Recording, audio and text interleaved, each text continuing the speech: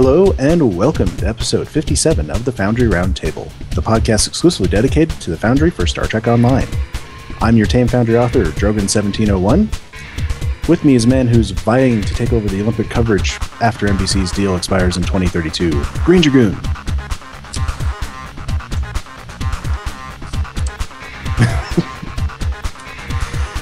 And a man who is going to have to find a new job since drones have now been banned from Yosemite National Park, Hippiejohn.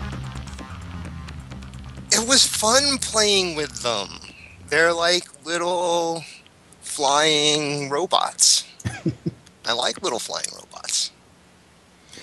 And after his absence last week, Markhawkman has now sent a Lego version of himself back to the podcast. I deny everything. Well, we have a treat for everybody today. We have with us Cryptic developer Jing. Welcome. Hi, guys. How's everybody doing? We're doing very good. How are you? Good. I'm doing good. I'm looking forward to this interview and the podcast. Great. Welcome aboard. Well, we were trying to decide, is this sort of your first interview? No.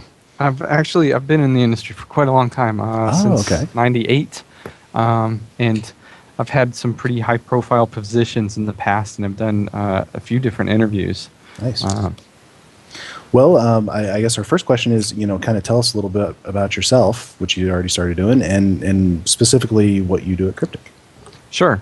At Cryptic specifically, I was art lead on Neverwinter until ship, and of course that's where I had opportunity to do quite a few interviews at that time. Then after ship, I moved over to Star Trek to focus on character work, and so I'm a senior character artist. And as a lot of you know, I've been making critters, trying to improve the character creator, the character tailor, doing a lot of behind the scenes stuff as well. And I can talk more about some of the stuff I've been working on. Before that, like I said, I've been in the industry since '98. I was actually a lead designer on the game Blood Rain, if anybody remembers that game. Oh, yeah, yeah. And that was a highlight, maybe, of my career. A low light was I worked on Duke Nukem Forever for about 3.5 years. And they didn't get released. It did not get released while I was there. In fact, I think it was in production for another 6 years after I left. It did eventually come out, it did. As I recall. It did. Cryptic, some of the stuff that I've been doing, New Heads Complexions.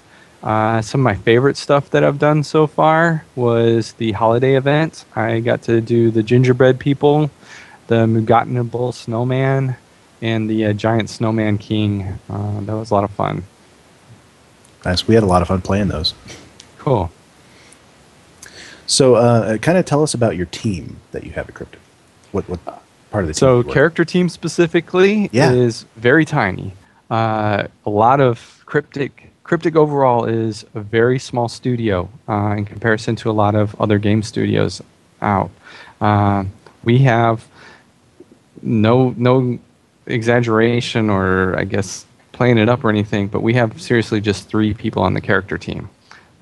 We have 2 people, I believe, on animation for characters, and they predominantly do characters. However, they are also the only animators on Star Trek.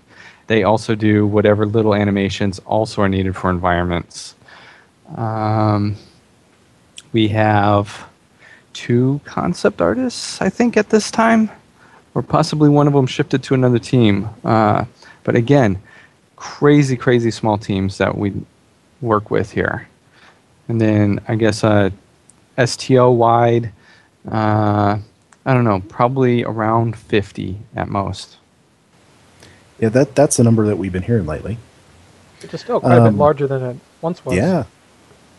It is. I mean, Star Trek obviously has a huge fan base, and we're one of the only places that Star Trek fans can actually get more Star Trek and see the characters that they love and progress with the stories and live in that world.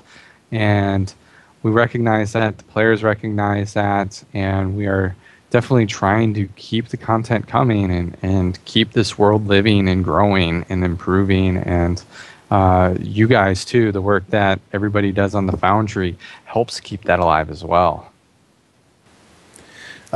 Speaking of the Foundry, how much interaction have you had with the Foundry, if any? On Star Trek, I'm a little bit newish on Star Trek. I haven't really touched the Foundry in, I think, a few years. I'm more familiar with the Neverwinter Foundry. I know we initially took a lot of the stuff from Star Trek, and then Neverwinter improved on a lot of things. Hopefully that will start trickling back to Star Trek as well. And we have a lot of people interested in doing that. A lot of the character customization stuff that I've been improving on in the Tailor and Character Creator, we also hope to start porting over into the Foundry as well. But again, after I'm done focusing a little bit more on the front-facing player stuff and the back-end developer editor, then we'll really start focusing a little bit more on the Foundry options as well. Certainly, the ideal would be to have it sort of just be exactly like what you see in the in-game character. Possibly. A funny thing is the Neverwinter Foundry character creator has some much cooler tools than the developers even get. Really? The Neverwinter one, you can view all of the NPCs as thumbnails. In the actual developer editor, it's all just text list. Wow. And of course, we work with just text list of characters in Star Trek as well. It would be great to pick out the best things from all of these, and then, of course, fuse those all together. So NPC design is kind of something that a lot of Foundry out there spend a lot of time on, the look and even, down to personality and, getting really into the fine details of nose size and crazy things like that. Can you take us through the process at Cryptic when a new NPC is needed for a mission? Take us through the process of designing that NPC from start to finish. Sure. Focusing on nose size is not crazy to a character artist at all. So it's one of the things that we often love. And it depends on how important this NPC is. If he is, just a kind of one-off brief mission grab, or if he's a repeated guy that has quite a bit of dialogue. If he's just one of those one-offs, then typically we open up an existing costume that's very similar, try to get in some changes and tweaks to make him look a little more unique, and then save him out as a new guy. And we don't spend too much time on him. It's bang for the buck. When it is more important, then of course we spend more time into it. One of the things personally, when I came over to Star Trek, when I was given tasks to make the NPCs, I was a little disheartened with how limited the options were and how hard it was to make unique-looking characters. You had kind of youngish complexions, 2 head shapes for male and female, and then you just had to go into the sliders and try to get as much difference as you could out of that, and then skin tone, and then our fairly small selection of hairstyles.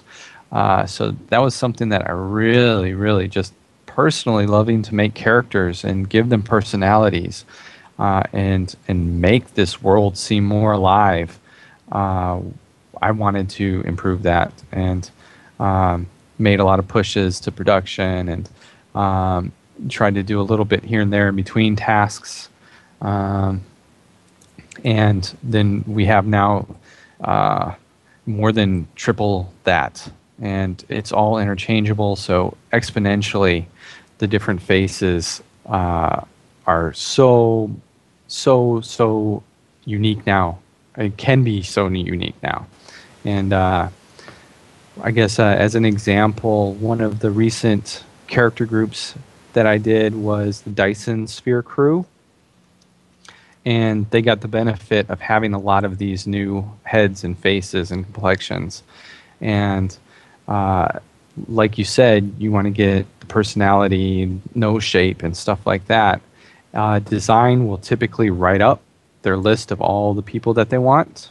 So you'll have your captain, you'll have your ensign, you'll have your doctor, and they'll often give a brief description. What species is a person, maybe what ethnic background, and maybe a demeanor. And then we take that list and then we go through and just kind of one by one start hitting them and try to capture the characterizations that are listed and give them personality. You guys have seen it, there's fairly limited animations that they do, fairly limited emotes that they do. So a lot of it depends on getting in the faces. And honestly, up until now, it's been very limited. But I am excited going forward that I think you guys will see that improve immensely. When I was thinking about that question, I was had in my head Dr. Cooper, because he's one of the more unique-looking NPCs we've seen. Yeah. So that is definitely one of the guys who had the most time, and we bring in the designer, the art lead, and we all take a look at it, and that's one where there was some back and forth. Like, okay, he's looking a little too mousy, too weird, and then so we scale it back a little bit and added on some. One of my favorite additions was knee pads. Like imagining this guy as kind of this hands-on IT guy, essentially. He's the kind of guy who just loves technology, and he's going to get down and crawl underneath machines and start hooking up wires and stuff like that. And then, of course, you guys know that there's another side to him, but I won't spoil it in case anybody hasn't seen that yet somehow. Can you tell us something about like the differences between, you already alluded to this a little bit, but the differences between the tools that you use and say the Captain Alien Gen creator that we use? So Alien Gen is pretty robust. You guys have almost all the same stuff that we do for Alien Gen. We unlock a lot. What we do limit, obviously, is outfits and that.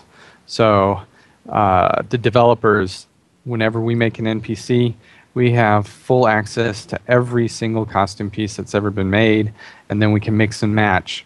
The reason that we can't make that available to players, one is part of that is actual gameplay. You actually have to play the missions in order to unlock uniforms or lock boxes, stuff like that. And then other things, some of the pieces just are not compatible. You end up with too much clipping. And so what we do is we try to make it so it encourages people want to make good-looking characters most of the time, and we don't want to put a lot of blockades or stumbling blocks in their way to do that. And I do think having too many options that are broken get in the way of finding the options that are good. And so that's one of the things that we do limit. On the actual faces and the body sliders on anything other than Alien Gen, we do try to limit it according to the species to a somewhat plausible manner. I do know a lot of people request having, much fatter characters. That's something that we would like to do. It's tricky though with the way the foundation was set up. All of the sliders kind of multiply on top of each other, and a lot of the uniform pieces don't actually work so well.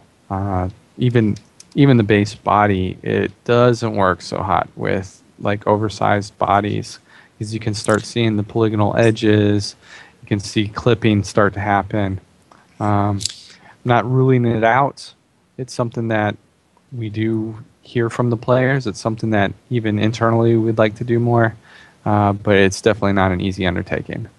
I imagine that it would be very similar to the issue that we've had that's been talked about a lot, where female characters will have the comm badge either floating in midair or stuck inside their chest. Yes, that's exactly the sort of issues that we are always, trying to fix, trying not to aggravate by adding more things that increase the chances of stuff like that happening. It's very delicate. I mean, if you look at our characters, they often have, a base body underneath, and then you have like a jacket on top sometimes, and or chest gear added on top of that. So it's layer on layer, and making sure that all of the stuff works together without clipping and works with all the body scaling. It's a big challenge. Do you think that some of that might come from the fact that some of the stuff is shared with what was originally Champions Online, which is a game built around making superheroes? Possibly. I worked on Champions, and I mean, at least I think it's it's similar. possible. It's possible at the very beginning of Star Trek, some of that stuff was shared. But looking at it now, the assets, I can't really recognize many assets from Champions. A lot of the foundation and the system with the body scaling, that stuff is built off of the same technology. Well, that's what I mean. It was originally built to, so people could make superhero-looking characters. Sure. I mean, yes, all those challenges are there. They were also there for Champions, though, as well. And we had a lot of the same challenges. Now, is it difficult coming onto a game where there is sort of, 4 years worth of work gone into the character creator, and you have, and sometimes that's, problems compounded on problems, compounded on problems. Yep, that's absolutely true. And you kind of work with what you have and do the best you can with what's there. And I find a lot of joy in being able to maximize the quality with those constraints. But it can be frustrating. Neverwinter, of course, I was there at the outset of that project and was able to set up a lot of the foundation. However, team crazy small at that time. And it was building off of the foundation from Star Trek and from Champions, and honestly from City of Heroes even before that.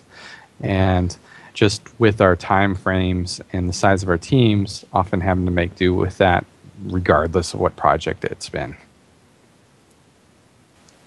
So you've been working a lot lately with adding and adjusting sliders in the front-facing, as you call it, character creator. Can you tell us a little bit about that effort? Yeah, so we've had lots of feedback from players, wanting to adjust brow height, wanting to be able to make noses a little bit longer, everything and a lot of this we have had on the developer side.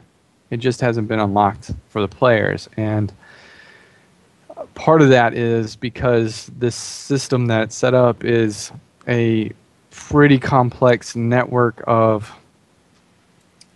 essentially text files with some code and tags, and it takes quite a bit of deciphering to figure it out. There are only a handful of people who have done it before, and even if you've done it before, it takes quite a bit of time to get reacquainted with it. Have you ever heard of cargo cults? There were World War II. All right, you may have heard of them.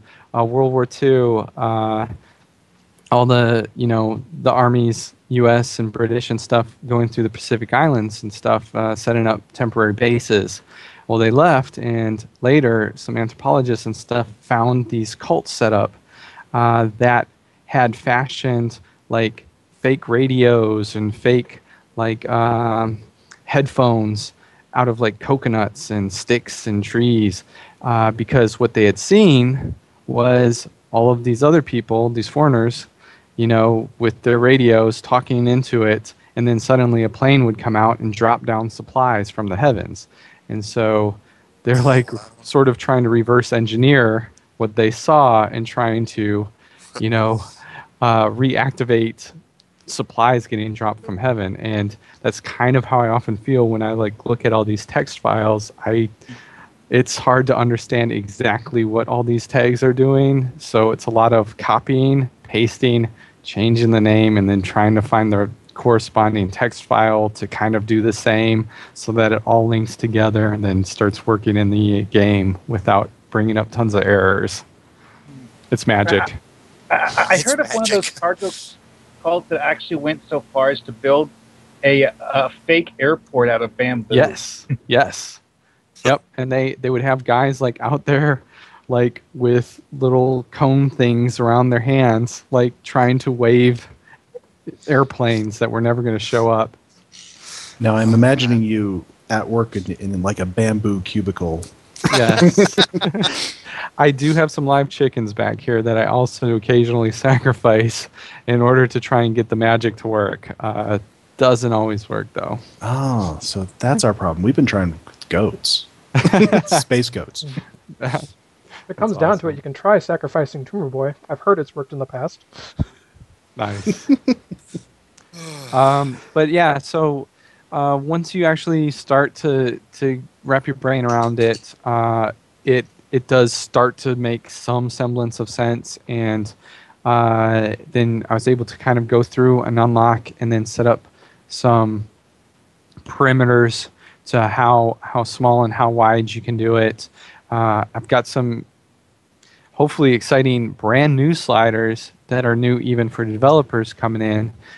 For example, it sounds stupid and simple, but it's a brow furrow slider.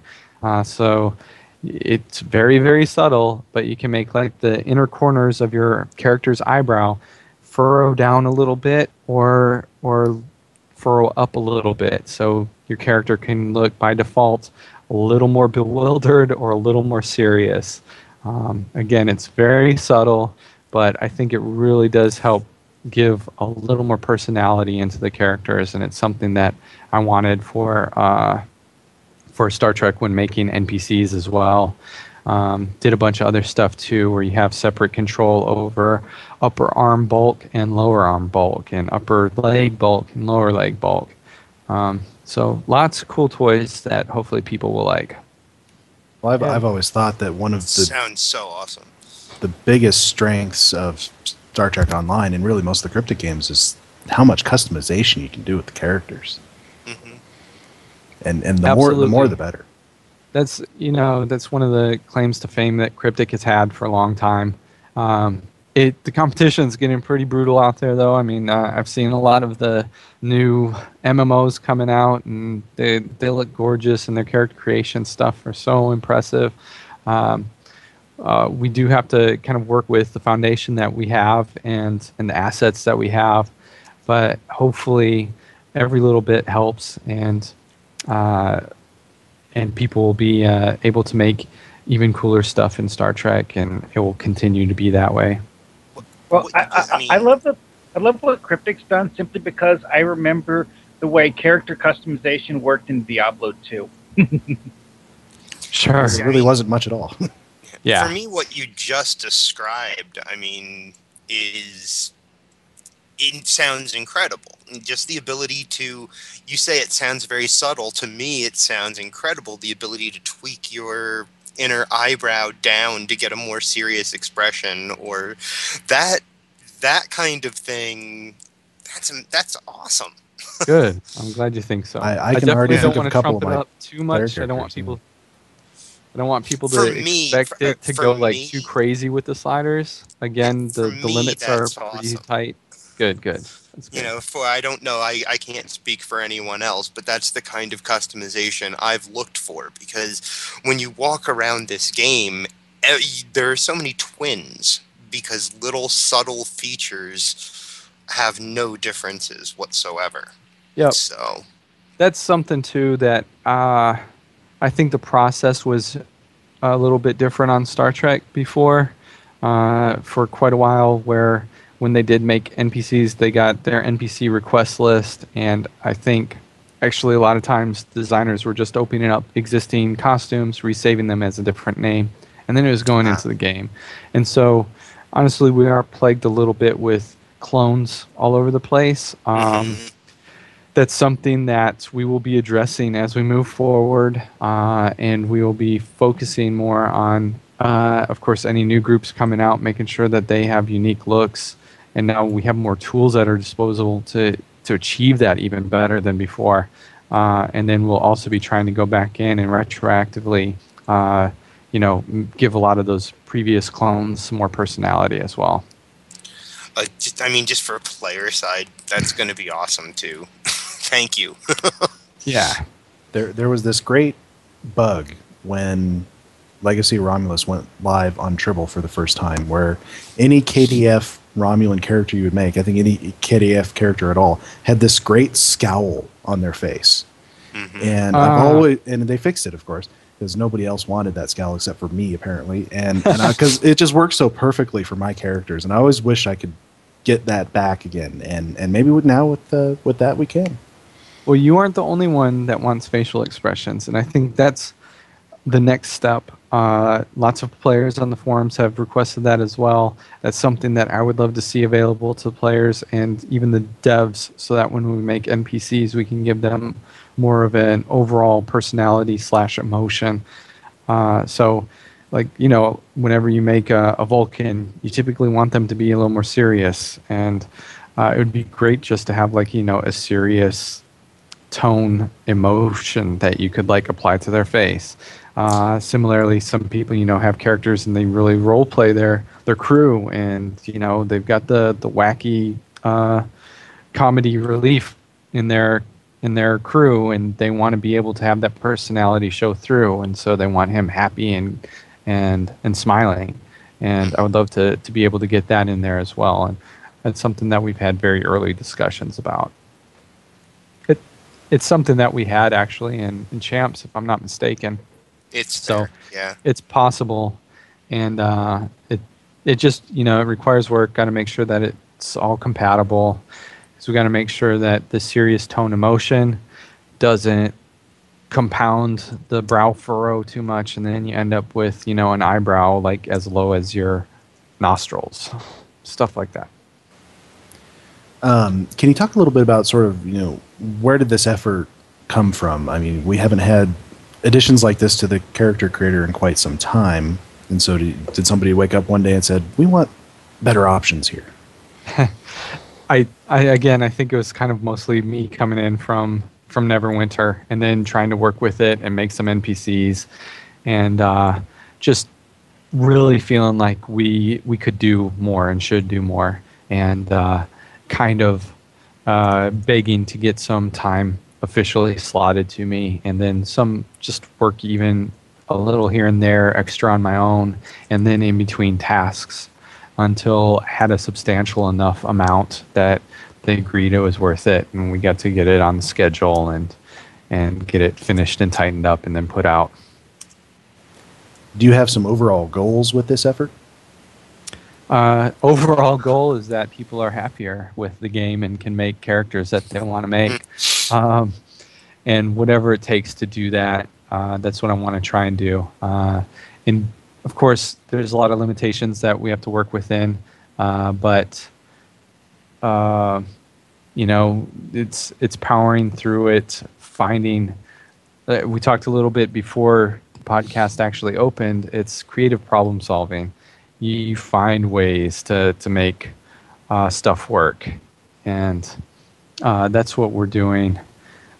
Some things that I would like to do, I probably can't talk about just yet, but I did mention about the emotions. I would like to be able to get those added in. There's a lot of other things that I would like to see added. I think we can continue growing this.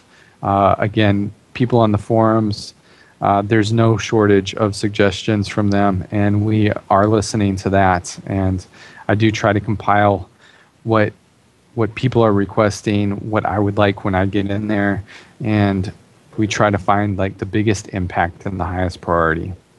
I mean, we do get requests that are more one-off, and unfortunately those get put a little bit more on the back burner. I mean, we get a couple requests for Cation mains or hairdos, and that would absolutely be cool, but we have to measure it with how many players are playing those characters, how often will you see that new piece, and that sort of thing.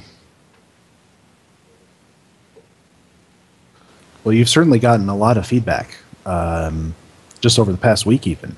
How has that been, this process of sort of interacting with the community? It's great. I mean, I love working on, obviously, a game that people care so much about. I care about the games that I work on. And it can be, fantastic. Typically, what often happens is any new presentation, people are like, yeah, this is awesome, and that's how it goes for a page or two.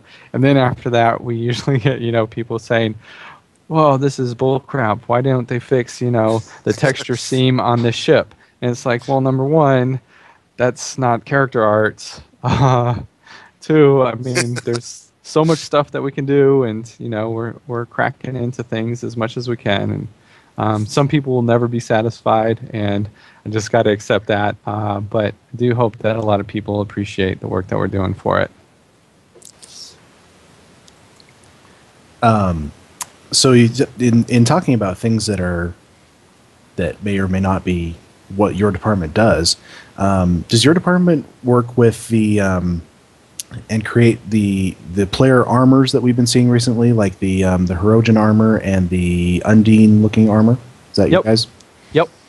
So Ian Castaneda did the Hippiejohn, I believe, and I did the Undine armor for the players. Yeah, it's all character stuff. Okay. Can you talk a little bit about the sort of design process for that? Sure, I can talk specifically about the Undine. I also did the armor for the alien, the species, which was very light. We wanted it to be more light, airy, very organic, which fits their style, if you will. They look very agile in the episode that they appeared in. They were very quick, and actually in the episode they were completely unclothed or unarmored. Something that we did do for the game, though, was to create armor, because in a game fashion, especially without very many cutscenes, with the camera that is pulled pretty far back by default, that as STO is, armor is one of the easiest visual tells, like who's tougher and who's weaker. And so we tried to come up with something that broke the silhouette, gave you that visual indication, but still felt kind of true to the creatures. That said, those are tripedal creatures and totally different proportions than the humans. So we wanted a complete redesign, as though it looked like, the Federation or somebody took Undine technology and kind of refashioned it to something humanoid could wear. And honestly, a lot of the inspiration came from, aliens, from the movie Aliens, and the rest of the movies from that. Looks very organic. Me of the Guyver. It reminded you of what? The Guyver. Oh, yeah. It does kind of have a resemblance to that, yeah. But we wanted like that sort of hard carapace but flexible look. But at the same time, we want to differentiate from, the inspiration.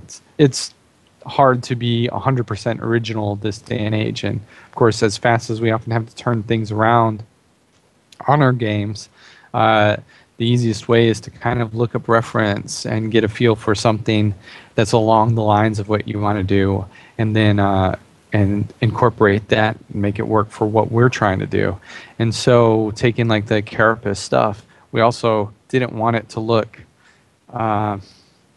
too low tech or bestial, so we incorporated a lot of the stuff that was on the Undine ship, both exterior and interior, from the very, very few references that were from the episodes, which included like these optic cables, and there was a computer terminal with kind of these almost cross-hatched glowy bits. And so we incorporated that into the armor sets as well. So you get kind of this grown-looking armor, but it feels techie still, which I think is one of the crucial things to help make it fit in the Star Trek universe. You guys probably have a lot of discussions about, how to set each race apart from the others. Yes, absolutely. We will typically, in best case scenarios, come up with essentially a style guide of different critter groups. As we call like the species factions critters. And again, for the Undine, we said, they're natural, they're organic. We pulled as many images that we could from the show as reference to try and stay true to that, and then pulled extra reference images of things that we felt fit.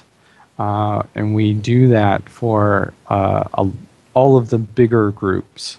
The ones that we have to flush out, with a full group. Characters that are more one-offs, like contacts or something, that are pretty much straight from the show. Those are actually all the work's pretty much done for that. We just reference the screenshots from the show, and then we try to match it as much as we can, or get that impression as close as we can, with potentially repurposing some assets, retexturing some assets, and trying to minimize the amount of custom work that we need to do, unless, of course, it is like a main feature character. Again, that falls into the line of priorities and how much importance character has and gets. So, speaking of feature characters, were you doing any of the work on the canon characters that we've had, like Worf and Sela and Tuvok? Yeah, I actually did Tuvok and Worf. Those were absolutely awesome tasks to get. I really do like character studies, studying people's faces, and the challenge of trying to get a recognizable Worf and a recognizable Tuvok was fantastic. In some ways, Worf is a little bit easier than Tuvok, just because, Worf's got all the prosthetics on his head. So I think, getting a little theoretical, I think the human eye doesn't recognize as many small imperfections or mismatches in that, because it's not what we're used to seeing. So if his brow ridges aren't 100% identical, it's not like we don't recognize them. Tuvok, on the other hand, doesn't have all that. He just had some pointy ears, and trying to get a recognizable Tim Russ was quite a challenge. And again, trying to do it within the realm of what our engine can do, using some of the face scaling, and then, of course, custom making a bit of the face shape so that it worked, was a challenge, but was also a lot of fun for me personally. Now, did they bring him in, or did you get reference photos, or? Tons and tons of reference photos. I unfortunately did not get to meet either Michael Dorn or Tim Russ. It would have been awesome. But we just gathered dots. Of course, Google is every artist's main toolbox, and found current images as well, especially, Tuvok, according to our storyline, is supposed to be a little bit older. And so looking at him currently, but at the same time, he's not supposed to have aged as much as he did. So trying to find somewhere in between was part of the task. I guess similarly with Worf as well. Some time has passed, but the Klingons don't age as quickly. And then the trickiest part was changing his hair, but still having him recognizable as Worf. But he had some rather crazy forums. Hair before. He did. Before he was redone. Are you talking about originally, yeah, because a couple years back. Yeah, that was before I was on the team, and I saw a screenshot of that. To me, it didn't resemble Michael Dorn at all. So yeah, I did see a bunch of feedback now after the new release. Lots of people were like, "That was dead on." So I mean, there's little things here and there that I'm like, oh, it's not quite perfect, but I'm pretty happy with how it turned out in the time that I had to do it. I think having those canon characters has been one of the highlights lately, and really just definitely been doing them justice, I think. Cool.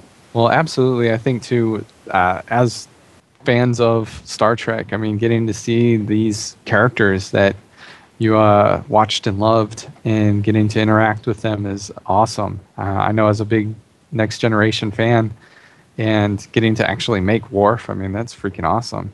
And that's something that Cryptic and Perfect World absolutely want to continue bringing to you guys. Then that's all I'll say about that. I can't say anymore. Mystery. No, I was looking back through some of the threads that you had posted in, even back to some of the stuff on Tribble, and I came across one about hair, and specifically hair color. Oh, yeah. It seems to be a challenge to find one where you can get a texture where you can get a good black and a good white. Yeah, it's kind of the nature of the beast with the way our color tint system works. If you're familiar with Photoshop, it's a little more like a multiply. So if your base texture has any colors in it or any darkness in it, then it doesn't matter if you pick white. White just then is almost invisible on it, and then your texture still comes out dark. Or still comes out tinted, whatever color it is. And so that's something that we've been trying to do, is allow whiter hair, which is good for, like species like Andorians, to look more like the show and not have like such kind of brown or gray hair. But at the same time, a lot of the colors have already been set, and so by lightening it too much in the diffuse, it also lightens the black hair, which that's a bad thing as well. I mean, if not more so, because as you probably know, there are far more characters and species that have access to black hair than white. So it has been a challenge. Beyond that, hair just in general is very, very difficult to do for video games. And like I said, being in the industry since '98, it has always been a challenge to get good-looking hair. And I mean, if you look closely at just about any games out there, there aren't that many that really do hair very well. It often requires very specialized materials that are tricky to get to work with other materials and or effects in your environment, or they're processor intensive and become very expensive, especially when you have 100 characters on screen, or you have effects that cause them to like disappear when you have fire effect behind them or in front of them, and lots of challenges with it. And it is, you asked before what are some of my goals for improving characters and stuff. Hair is definitely one of the highest on my list. It's just one of the biggest challenges, though. So it's not going to be happening soon, but it is something that we want to do, and something that we have got to find some pretty awesome solutions for. Well, one of the nice things is it seems that whenever you do add a hairstyle, it shows up in the Foundry. Yeah, as long as we tag it properly. That is something that we try to be conscious of. And if you guys do spot pieces, and I know there's going to be quite a few, it still helps for you to post, what pieces you've seen in the game that aren't available in Foundry, and this stuff. I know sometimes it can feel like it's falling on deaf ears, but it's not. It's good to post it on the forums. No, Cryptic Frost for a long time was maintaining a list of missing costume pieces. Mm-hmm. Mainly it was uniform pieces. Yeah, that are it's several missing. pages long. Yeah. Sure. I'm sure we can dig up that link for you. Yeah, I'm sure our producers know it too. It's something that we do want to continue chipping away at, and definitely don't stop pointing out missing pieces. I know recently we got like 1 or 2 armor pieces of the new armor visuals come in, but unfortunately, most of them are still missing. Are they? Okay. Yeah. Actually, these are the old armor pieces that are now have been put in the character creator instead of having been tied to the armor themselves before. We got a couple of pieces of those are available for female characters only in the Foundry, and that's it. In answer to Primer 13, it actually doesn't take all that long to tag them. It's just a matter of tracking down the assets, because a lot of times what it's called in the game that the players see is not necessarily the model name that we have to look up to find. So that can take a little bit of time. So what we want to do is compile a big list of all these and then try and hit like all of the errors in a big go. But one of the things we've been told is that something like that probably has to be scheduled for you, is be sort of put on your schedule to spend time on it. Is that right? Yeah, that's usually how it is. I will try every now and then, as do the other character artists, when we spot stuff posted on the forums. If we know what that piece is, we will go in there and quickly change it and check it in. There have been a few here and there that have gotten that attention. But again, the best way is that when we create it, we actually tag it to work to start with. But that doesn't always happen. It is a lot of text work.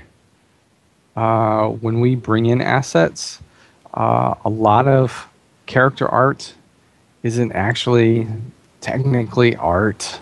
It is a lot of organization and making sure things are named properly and making sure 100 checkboxes are checked correctly. And when they are actual unlockable items, that's compounded even more. So it's really prone to, I guess, user error, and it's easy to miss some of the checkboxes here and there. And it's something that we do recognize as a problem with the game engine that we do want to address and want to improve and fix. That's actually how the Foundry feels sometimes. Is a lot of it's about organization rather than actually building something. So let's see. The last question that I had written down was, what is your favorite contribution to the game so far? What is my favorite contribution to STO? It's probably between Worf and the Gingerbread Man. Okay, so for next Christmas, Worf versus the Gingerbread Man. Oh, that would be amazing. I want to make the Gingerbread Men be able to be completely broken into pieces and just have him go in with the batleth and chop them all up. Oh, that'd be great. Yeah. Crumble see, animation. Yes. Yeah. Cookie crumbs everywhere. Hippiejohn, you had a couple of questions. Yeah. So the first one actually is kind of the person had a slightly with some more technical question, and that's just what kind of a rig if you can talk about it, what kind of a rig do you use and what kind of software do you use to create and do your work with? Wow, awesome technical question. Yeah, we can totally talk about that. We use 3ds Max. And the rig is custom built. It's a bipedal rig for all the humanoid characters. There is a separate one for male and female. And all the bone scaling is done essentially programmatically. So we have like a base, quote, average size male, average size female, and we build everything to that. And so, of course, even like big burly characters, we build it to fit this regular normal dude, and then we bring it into the editor and scale it up there. Almost everything that we do, it's almost entirely viewed in the editor. We are looking at the actual game assets that we are making. after, of course, we do the textures in Photoshop, we do the modeling in Max, we use some ZBrush here and there, but it all comes together in the editor. And a lot of times, because it is an MMO, and because it's all a bunch of swappable parts, all the swappable heads for different species, all the swappable uniform pieces, often we are building just parts here and there, and then combining them with the stuff that we already have in order to make the creatures that we have. Do you have to worry about poly count a lot? It's not like a huge concern, and it's something that I think a lot of the guys at Cryptic, all the character guys at Cryptic, are familiar with it enough that it's not something that we overthink. We are pretty much, I guess, in the zone of where the range can be. Just looking at like a wire mesh, we don't have like super strict poly limits, but we kind of can tell when it's got more than it should. It sounds almost like a weird spiritual feeling sort of thing, but it's not really worth our time to count out how many polys all the time for each and every piece. It doesn't affect the processing that much if it's a difference of 100 to 500 polys. That used to be quite a difference. It did. And again, being such an old timer as I am, I remember having to, cut down polys, make sure my character was 1,500 polys total, and with one 512 by 512 map. Compared to those days, the ability to make stuff on Star Trek and Neverwinter and any of Cryptic's games has been just fantastic. We don't have to worry about that as much. I hope that answered the question enough. It more than answered it for me. Cool. I hope that for the people who were wondering about that kind of thing, that it answers some of their questions as well.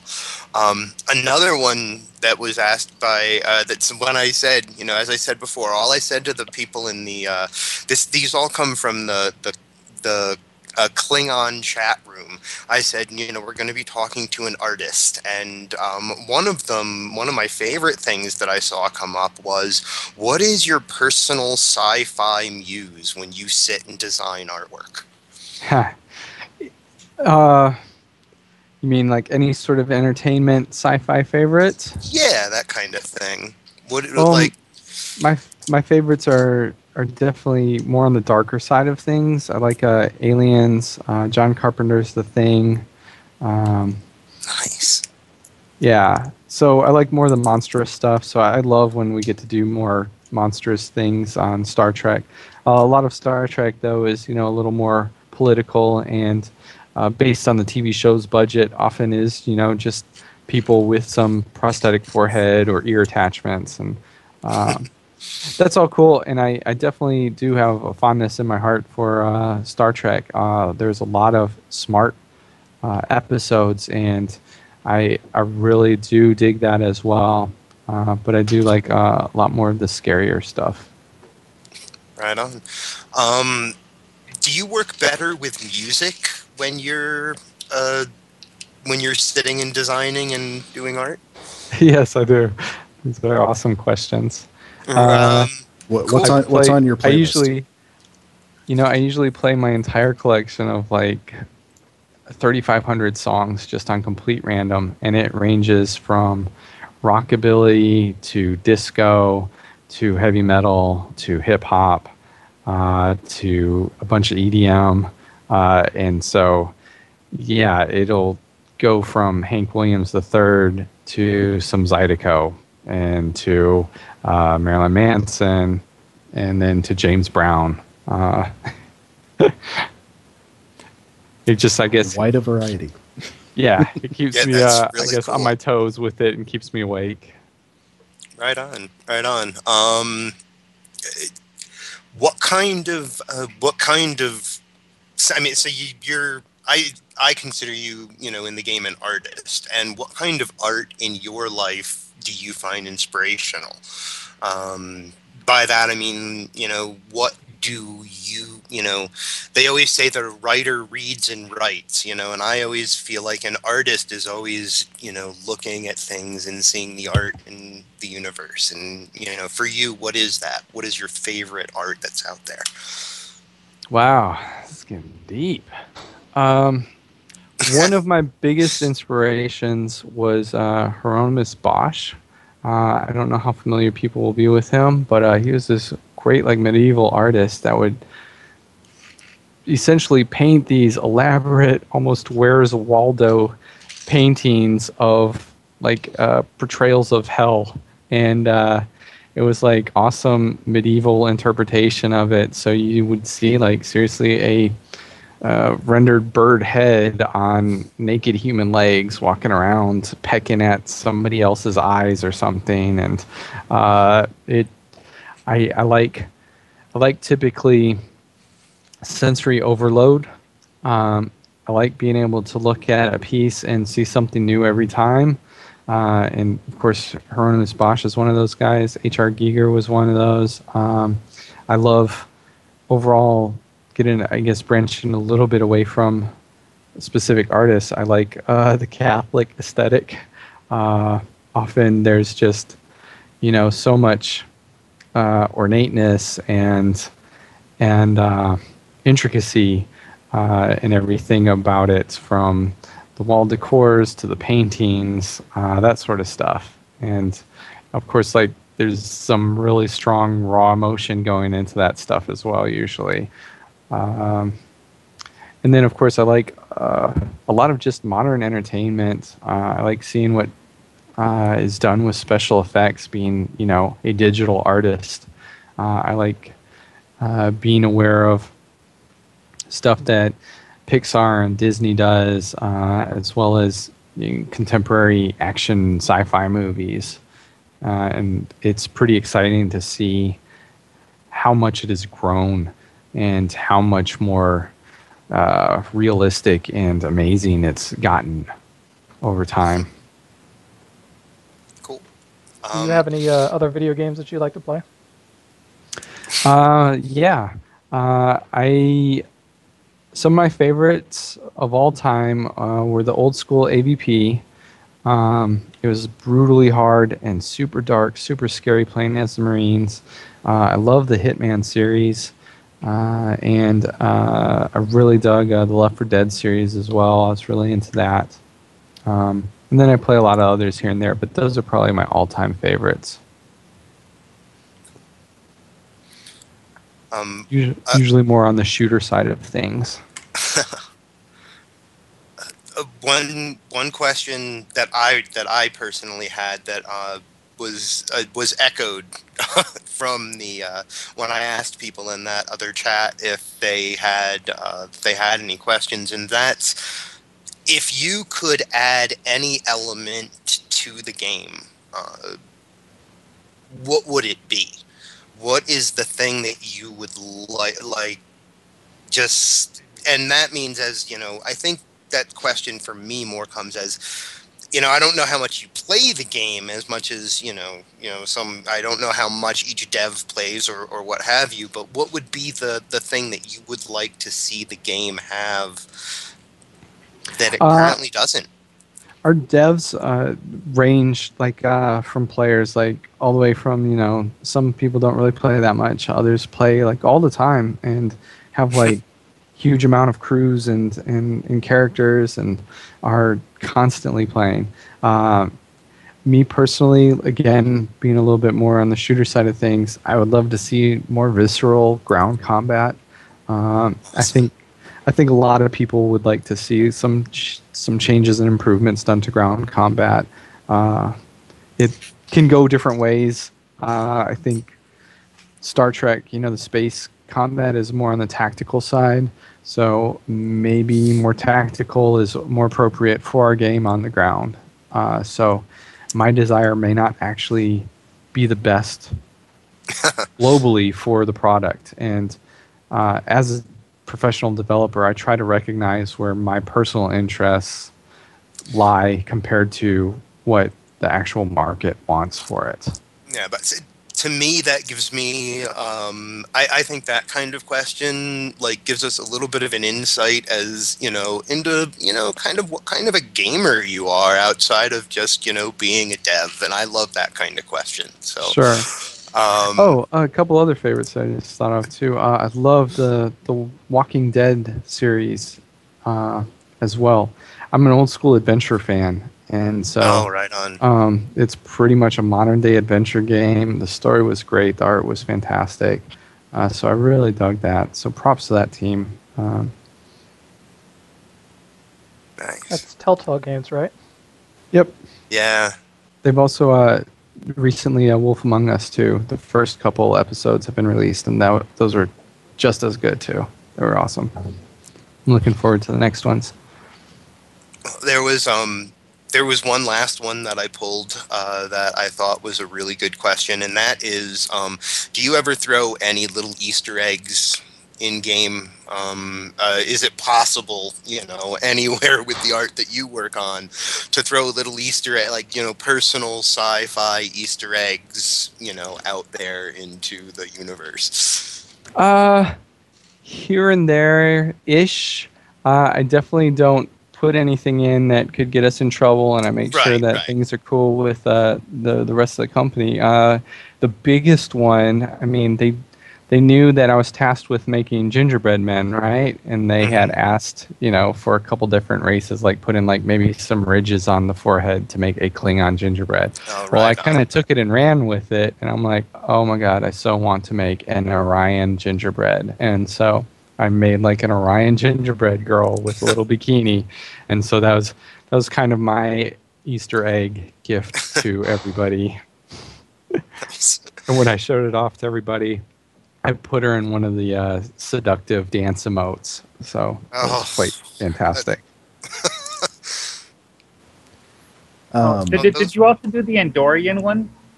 Yeah, I did. Yep, I did that whole group of them. I did the ones with the broken arms as well, and yeah. Nice. It's funny because you get such a variety of players and player reaction. I mean, obviously we got guys here who noticed that sort of thing, and then there's me. I did not notice that they were different Star Trek races. Sure, yeah. I mean, that's how it is though with a lot of things. I mean, you watch a movie and there's, everybody has different opinions on a movie. Some people think it sucks, some people think it's awesome, and it's all for different reasons. And I mean, a lot of it is to give a nod to those people that do care, and the people that don't care, then hopefully we've got the other stuff in the game that, isn't taking them out of that immersion, and they're enjoying it for their own reasons. It's one of one of my favorite things to think about this game is I don't have to enjoy everything about it, and if I find something that I don't, I'll go play a part that I do enjoy. It doesn't all have to be for me.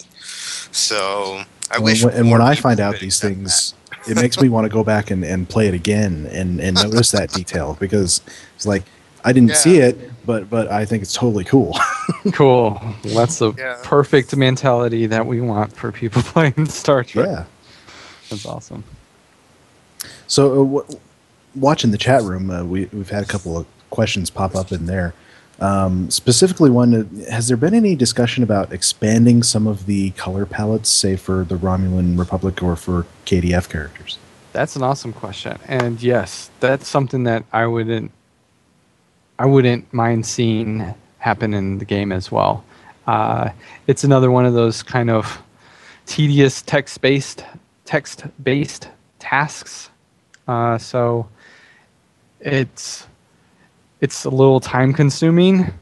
And then, of course, the question then of payoff comes up. I do think that it would be very beneficial to expand a lot of those, though. Because I know when I play and I'm trying to choose stuff, some of it isn't linked correctly, so it's a little bit buggy here and there. And then other times I'm just like, why can't I pick the colors I want to pick? So that reminds me of something that I noticed recently with the Undine armor, is that you can't make it blue. The Undine armor, for the moment, intentionally was set to be more earth tone and natural colors. So it's more in the... Yes, exactly. However, that may expand eventually.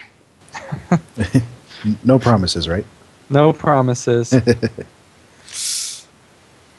Let's see. Another one was about lights for kits parts in the game. How much did you have involvement with moving the kit parts from the kits themselves into the character creator? That was almost entirely Ian, and he did a fantastic job on reworking the kit system. I personally don't know all the details on all of that. I'm not even familiar exactly with the lights on kits that he's referring to. I know some of the kits have there's a few like little lights. glowy lights on them, sure. and then there's some holographic parts to them, I think, as well. What was the question specifically on that? Was it requesting that you can use it on any kit or something? I'm not quite sure. Or getting more colors for it. Available for faction. More colors for the holographic parts on kits. That sort of thing. Ian just told me that they're faction based. Oh, really? Oh, I like that. I wouldn't have known that. I like that. That's awesome. See, guys, we're getting real behind the scenes stuff here. Yeah. Ian is in here in the office with me, listening to me babble on with you guys. Now, I imagine maybe a lot of this stuff, especially with colors, probably dates back, especially with KDF, dates back to launch. Yeah. And decisions made then. Yes, which, of course, a very, very different team from what we have now. Yeah, in that two of us, including myself, are completely new, but Ian has been on there. Ian, were you on the team since start? Yeah. Yeah, Ian was on the team since launch. Wow. Yeah. He did a stint on another project for a while, but then he came back. Very cool. But so yeah, you got sort of a variety of perspectives. Yes. If you run into any of those problems relating to stuff that was put in at launch, Ian is now your scapegoat. Exactly. He's actually awesome. He's often the go-to guy for myself and the other character artist on how stuff is set up, because obviously he was here. He helped set up a lot of that, and a lot of times if he doesn't know right off, he knows where to start looking or who to ask with it. I know it's always helpful to have those people around who have the history and have the background and know exactly where to go, or at least, who to ask. Every office should have at least one. Yeah. Well, let's see. I don't know if we have any more questions for you, but if there's anything else you'd like to add, like people to know. I just want to make sure that you guys and all the Foundry users know that you guys are very important to us as well, and keep the feedback coming. We will continue to try and make sure that you guys, the new assets and everything that we are making, all the new setups that you guys would want, and like I said, just see about setting up an interview with one of our Foundry guys, and then you guys can bombard him with questions and requests, and do it politely, and then hopefully we can get some more eyes on that, because improving the game all around, it helps everybody. It helps you guys enjoy it. It helps you make new, cooler stuff. It helps other players enjoy that. So it's all beneficial the whole way around. I actually, if I can hit you with one quick storytelling question. Yeah, go ahead. But when we last had Brandon on the show, we asked him a question that appeals to me to ask kind of any of you guys who come on, because you're going to have a room full of Foundry authors over there, and that is, do you have a favorite Star Trek episode or series or anything you want to, off of just a favorite episode kind kind of thing, or something that That's you an would awesome love question. to see? Something that you would love to see followed up on that maybe was never followed up on enough. Because you've got, a room full of storytellers that might run with that and maybe one day find a mission you could play. Well, my favorite series was The Next Generation. I also thought Deep Space Nine was pretty cool. It had a little bit of a darker edge. And I'm probably going to say something that a lot of players would say is I would love to see more holodeck style missions and just be able to kind of break the rules and go into the Old West or World War II or something like that. Or Sherlock Holmes, of course. And I've seen a lot of requests for Captain Proton. Yes, Yeah, Taco loves it. Voyager. Well, right on. Thank you for that answer, man. Yeah, no problem. All right. Well, it's been awesome talking to you guys. I better get back to actually making more character stuff. Thank you very much for coming on. Yeah, thank you very much. Oh yeah, it's been great talking to you. Oh, by the way, I noticed at one point we had like 4 Cations and 2 Pharasans in our group here on Ryza. I'm sorry, I missed that. It cut out a little bit. We had what? 4 Cations and 2 Pharasans on Ryza in our group here. Dancing around. You're very popular. I see it. Yes. Oh, you're pointing out how popular the race is. we do have a lot of people listening for that are very into Cations and Pharasans. I see. Awesome. Well, it is noted. We do know that is wanted. It has been brought up. We just have to weight it with other things, like new heads that almost everybody can use, new sliders that just about anybody can use, of course, new enemies that everybody will see in the game. It's all a matter of trying to, pick and choose our battles. But again, we do read the forums. We do see a lot of your requests. And we do know it's something that a lot of people want very, very, very much. So hopefully we'll be able to get to it. Yeah. Again, Joe, thank you, man. Cool. Yeah, I had a lot of fun. Great to have you. Great talking to you guys. Awesome. All right. Later. Later. Take care.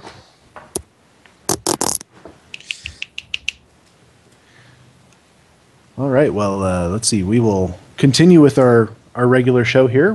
We still have a little bit, right? We have a little bit of time. Still have around about 45 minutes. So let's see. We do have some news. We learned earlier today that Cryptic is testing a fix for the ESD door issue. So this will be automatically applied to fix everybody's mission, including spotlights.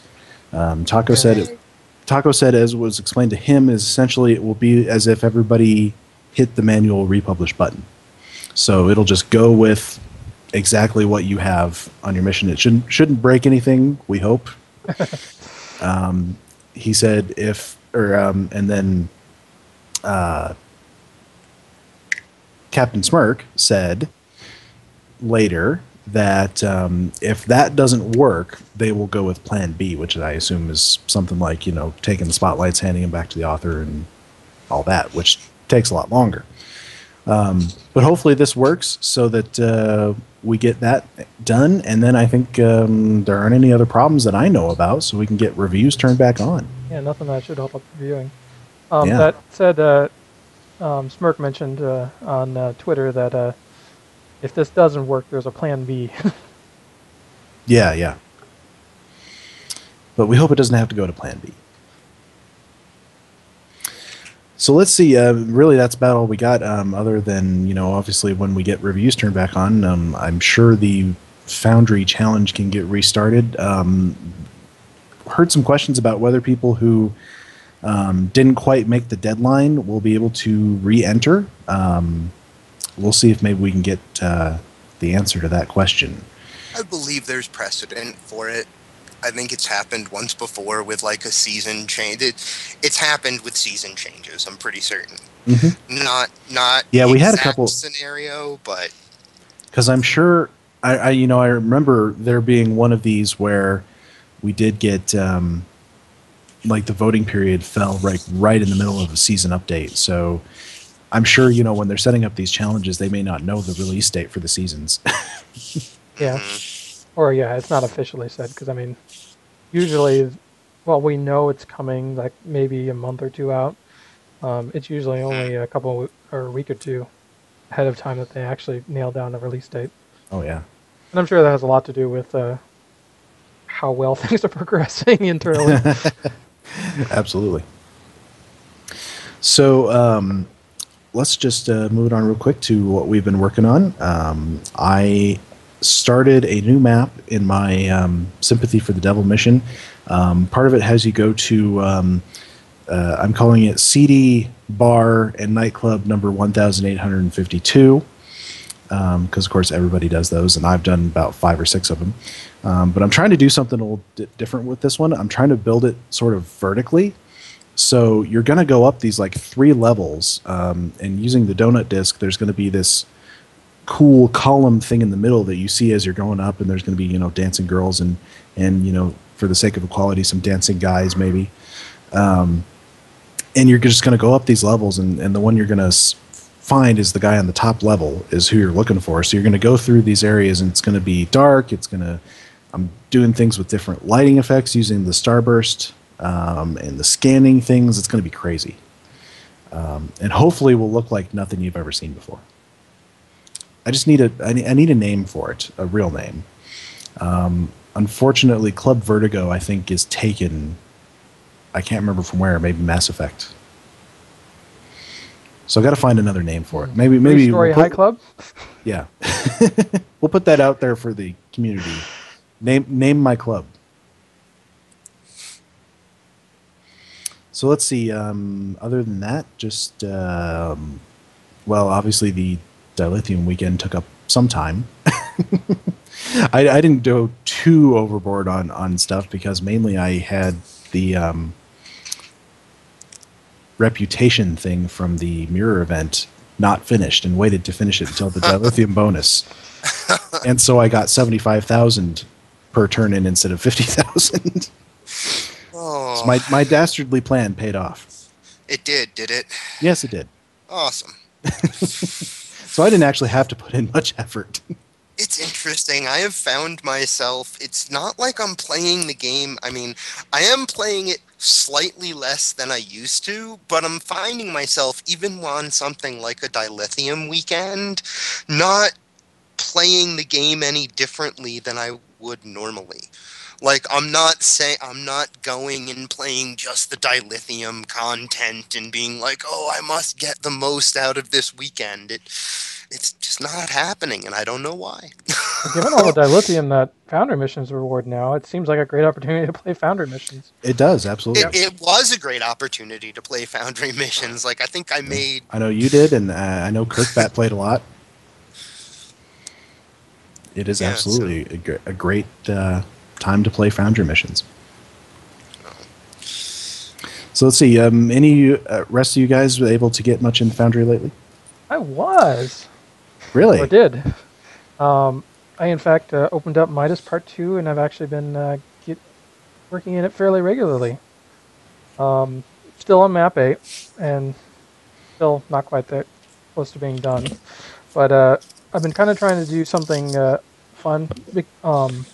Basically, when you're going through this map, you have a second security team with you who's kind of protecting your rear. And so towards the latter part of the mission, you basically, this team comes under fire, is under attack, and you have a choice of having them retreat to cover or to basically, for their safety, or having them hold their ground so that they can help you out. And depending on which choice you choose, when you get to the final boss battle, if you choose to have them stick around, I wanted them to actually so you come to this room, and it's a room with 2 doors in it, the way you come in and the way you eventually head out, which leads back to the entrance. And I wanted them to blast through the door when the final boss happens, and then come in guns blazing, which is a really cool idea. And I found this elaborate trick to make it all happen just right, and amongst all the other things that have to happen. But unfortunately, this map is so large and so complex that it's been scraping against the object limit for some time now. And so whenever I want to add something, it means I got to take something off. And so I have been running through the thing trying to scrape off like 6 objects so that I could pull off this effect. Thankfully, I did. Yeah, I've been in the chat room as you've been doing this process of trying to find just a very minuscule number of objects to get rid of and having a tough time of it. Yeah, I ended up tucking in a couple walls that saved me a little space. Kind of redid the consoles in the control room, which got me a couple of objects, and I think I've got enough now that I can pull off the effect I want to go for. But yeah, it's kind of tricky because have like 2 sets of doors, one for if you for each choice you make. Because the first set of doors you open when you're entering kind of act as the trigger for the team to come through the other doors. Or one of a set of triggers. And then the other ones, obviously, either you open the door at the end of the battle to leave, or the door gets opened earlier when the team blows it. So it's one of those things that just because I'm trying to do this one thing doesn't mean there's like ancillary things I have to take care of. But like I said, I think I've got the number of assets I needed out, and so I've been slowly working towards that. And the fun part of this is that it's basically the final boss battle for the mission itself. It means if you're working on that, you must be fairly far along. Yeah, I mean, I've been saying for a while now I'm around the 80% mark. There's 3 more maps after this, although none of them are huge. I was going to say, please tell me they're easier than this one. Oh yeah, and they're all built. I mean, yeah, the denouement, as they call it, the maps, yeah. the falling action after the climax, should be fairly quick to get through. And basically it's just entailing your escape from all of this, and then the mission wraps up pretty quickly after that. But yeah, I mean, it's definitely, I'm way, way, way on the far side of being done than I am on the side of not being done. So I mean, it's a nice place to be at. Yeah, but I mean, it's a complex mission, and there's, especially on this particular map, there's just so many things going on behind the scenes that, I mean, complex chains of triggers that are making all of these things happen. And of course, I wanted to have these choices in here, which require setting things up for different scenarios. So I mean, it's pretty easy to get really complicated. Well, let's see, Mark or Hippie, you guys doing much in the Foundry lately? I'm sad to say I haven't done a ding-danged thing in the Foundry this week. That's some self-editing right there. I ran a heck of a D&D game this week, though. A lot of great story writing went into that. But in the Foundry, sadly, nothing. Hey, sometimes stuff like that builds your storytelling abilities. It does, sometimes, working on, just storytelling in general, helps out. So awesome. Mark, how about you? I have actually been doing some work on rewriting one of my older missions called Darkness Between the Stars.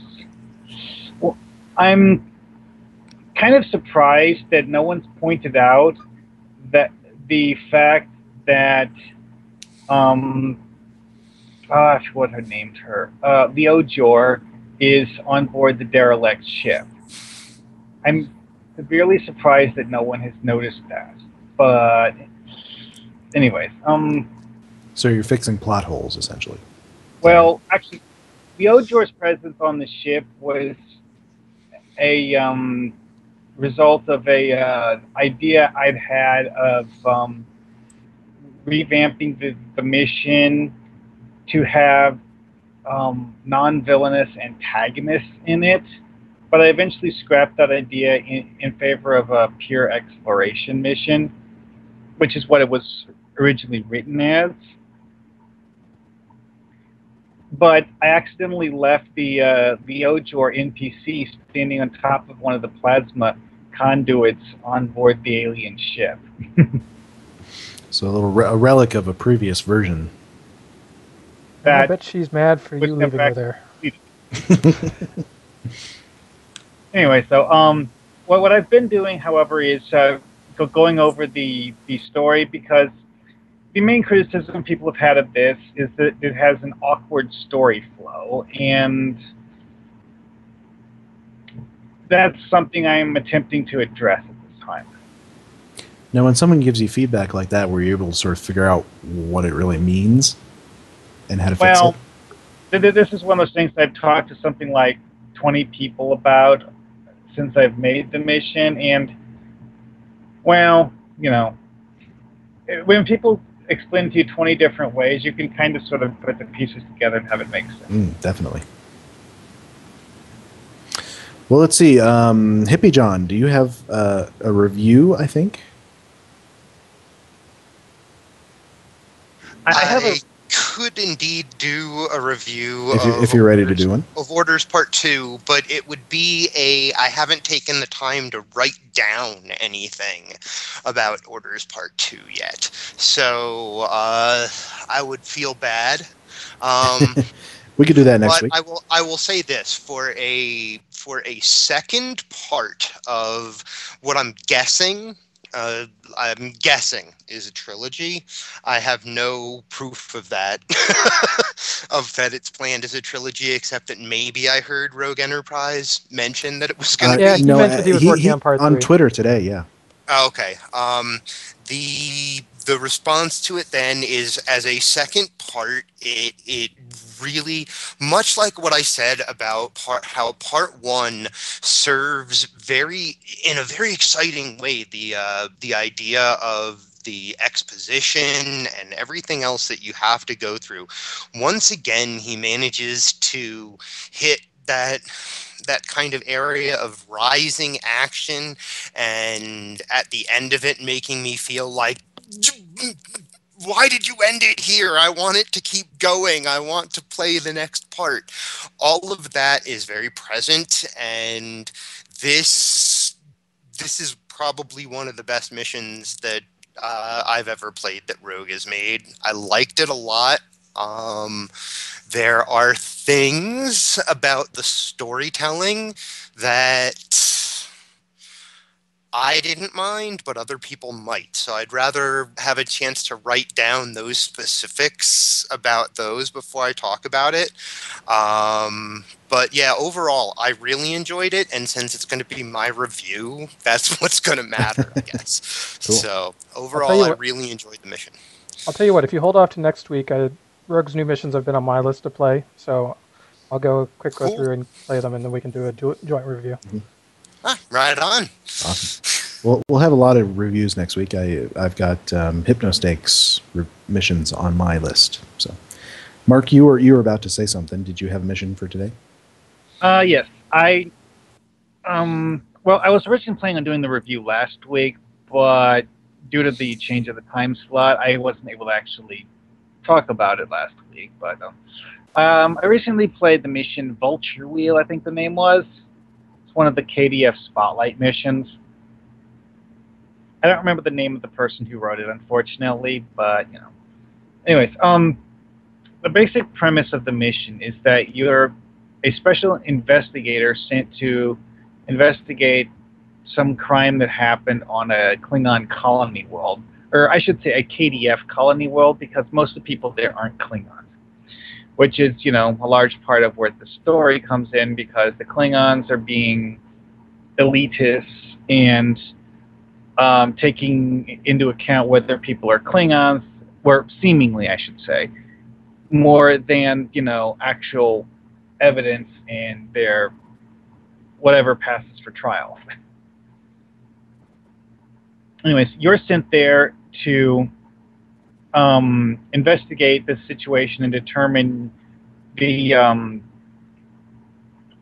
guess you could say, truth of the matter, so that the situation can be resolved properly, rather than being kind of swept under the rug the way that the local, I hesitate to call them law enforcement. I don't remember exactly whether it was like the colony governor or the actual law enforcement people. It's been a while. Anyway, so the basic gist of it is you go there, you do an investigation of. I mean, it's almost like a detective story where you're the detective going around looking for clues to figure out the case.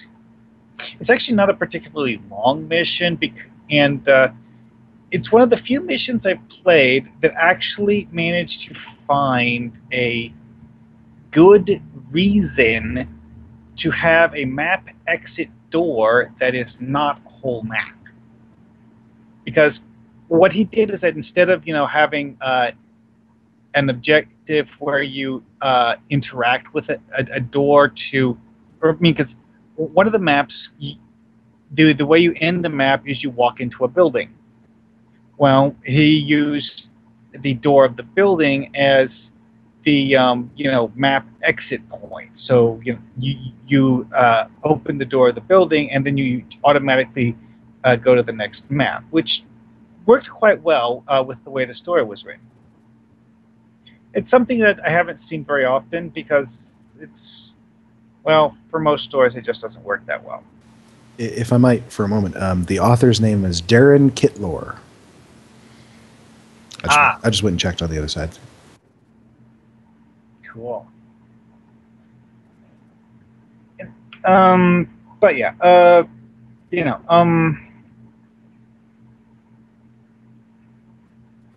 anyways, you go around, you talk to all these different people, you find out what you need to know, and then you straighten matters out, and everything is fine when you leave, or as close to fine as you can get on a world where you have Klingons, Gorn, Orions, Nausicaans, and I don't remember if there were any Levians or not, but you see where this is going. Definitely. So I have a question. With something like that, it can be challenging to make it seem exciting, especially when there might not be any combat involved or very low levels where you're just trying to investigate something. Was he able to make it exciting and interesting? Well, see, this is one of those stories where the plot is driven by the fact that the various characters have engaged in murder, mayhem, and it's that kind of detective story. Gotcha. You actually do end up with combat at one point in the story, but I was somehow able to avoid the combat. I'm not sure if I was supposed to or not, but one of the interesting things I noticed about this mission is that I didn't notice anything in the mission that really stuck out as being something that would be awkward, or I suppose I should say particularly awkward for a Romulan Republic character. Because it's one of those things where the High Council asks you to go do something, but it's nothing. Which is fine because we're allies with them anyway. Yeah.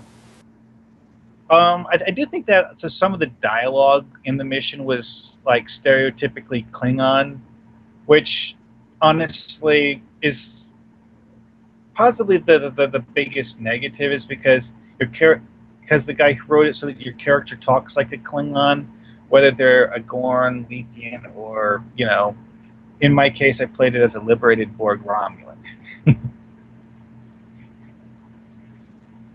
Which, of course, is something that we always like to see authors try and do is write a little more diversely. Mm-hmm. I mean, the dialogue that he put in was actually good, and most of it wasn't, what I said, but it wasn't what I would consider to be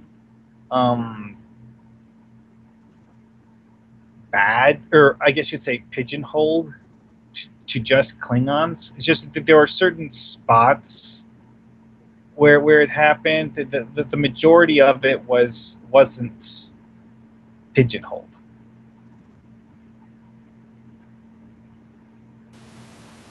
It's a challenge to do if you're trying to write it neutral, but for the KDF, because I mean, when you think KDF, you think Klingons. I do anyway. Even though I have non-Klingon KDF characters. Well, I mean, my main KDF character is an Orion, so you know. I'm gonna say mine's a Farasin. Mm-hmm. So I've got 2 Klingons, an alien, and another alien. In fact. Well, I actually only have 2 KDF side characters. One of them is my Orion, and the other one is the liberated Borg Romulan.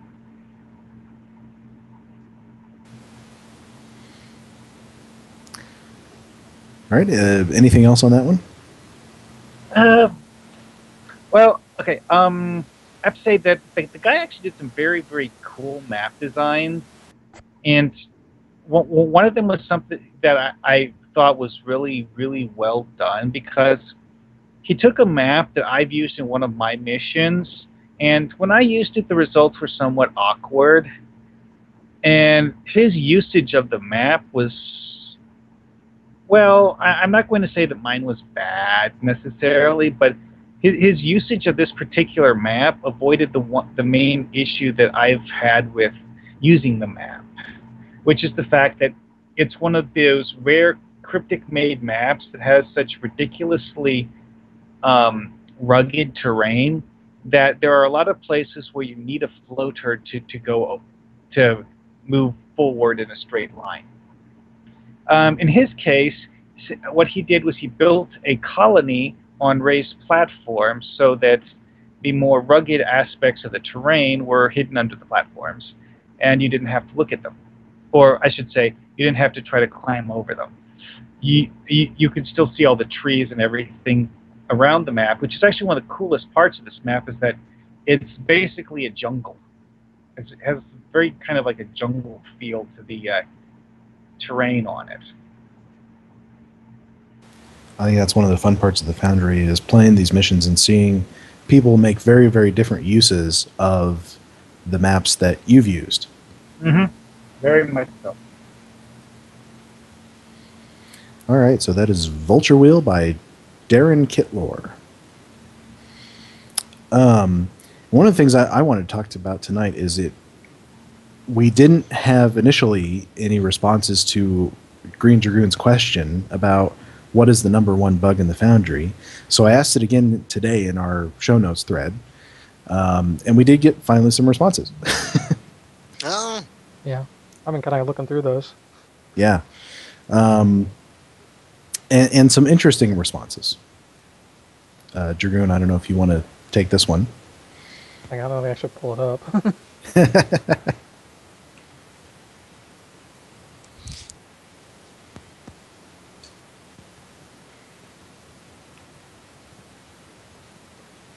A hush fell over the crowd as Greendragoon Yeah, pulled up a thread. this is the sound of Greendragoon web surfing. But we actually The sound of silence. How many responses did we see once you reiterated it? Got us into A the dozen second or page. so. About 4 or 5, Yeah. for sure. Well, okay. Stouts Including posted one from 4 Mark different here. things, and well, hear what he was talking about on one of them. Mm-hmm. Let's see. I know you, Mark, brought up the 00 bug. That's kind of well reiterated the search issues. Mm-hmm. Zorbane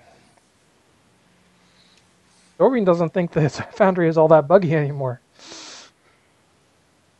I find that a very interesting response. Yeah. Because that's almost the response I have. Is the bugs that I see are sort of very small and only mildly annoying. Yeah, we're definitely not. Sort of, yeah. We're not to the point where At there's this any point- show-stopping bugs. Yeah. That's kind of what I said last week. It's like there's none of those that are just killing me to have them there. I don't know. Sometimes I wonder if we just There's gotten the used last- to them. The There's last no real 7-minute bad load one was times. the white bug. Yeah, the white bug was whiteness bad, bug. and that to me that was showstop. I would consider that show-stopping, and to me something like how long did it take? The longest it ever took me to load a map was almost 8 minutes. It was 7 minutes and 40 some odd seconds. I timed them back when that was happening to us. Yeah, that was the. I think I had a being 10-minute gone. one maybe one time.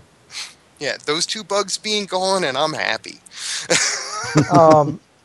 Dorman does bring up the costume import, which was there for a while and then pulled for being buggy.